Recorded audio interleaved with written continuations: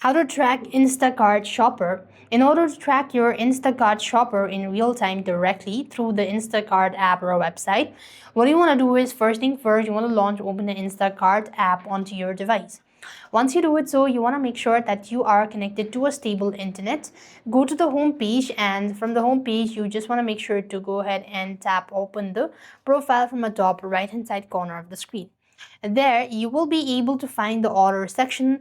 There you just want to make sure to select the active order, and underneath you just want to make sure to go ahead and you can monitor when the shopper starts, when items are being found, and when they are en route to deliver.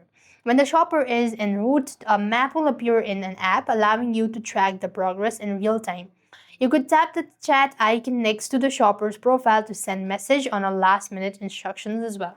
And that is how you're supposed to track Instacart shopper. I hope the video was helpful. Make sure to like, share and subscribe. Thank you for watching. See you in the next video.